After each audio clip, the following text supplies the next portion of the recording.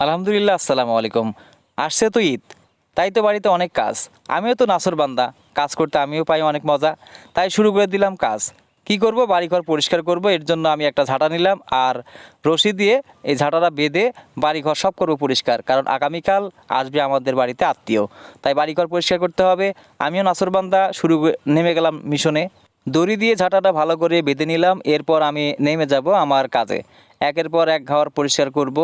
ঘরের ভিতরে যত ময়লা টলা আছে সব পরিষ্কার করব। আর চকচক ইমানের অঙ্গ, তাই আমাকে পরিষ্কার করতে হবে সব কিছু।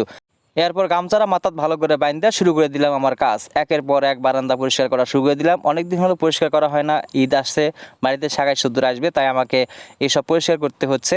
আর এইসব কাজ করতে আপনারা জানেন আমার খুব ভালো লাগে। আর তাই আমি এই কাজগুলো করি। কারো ভালো লাগুক আর না লাগুক, আমার এই কাজগুলো করতে অনেক অনেক অনেক ভালো লাগে। কারণ নিজের কাজ নিজেকেই করতে হবে, কাজ করতে হবে, কাজের কোনো শেষ নেই। কাজ করতে করতে একটা অকাম করে ফেলে দিয়েছি। ঘরের ভিতরে ঢুকে পরিষ্কার করবে দেখছি, দেখি যে মনে করেন উপরে একটা ফুলদানি আছিল, ফুলদানির মধ্যে ছিল অনেকগুলো বালু।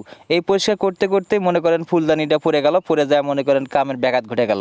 কি আর করার, সেটা এখন করা লাগবি। পরিষ্কার করবে ধরছি যেহেতু, সবগুলো পরিষ্কার করা লাগবি। আর আপনারাও যদি সময় পান বাড়ি ঘরের কাজগুলো করবেন, এতে আপনাদের মান সম্মান যাব না। আসসালামু আলাইকুম।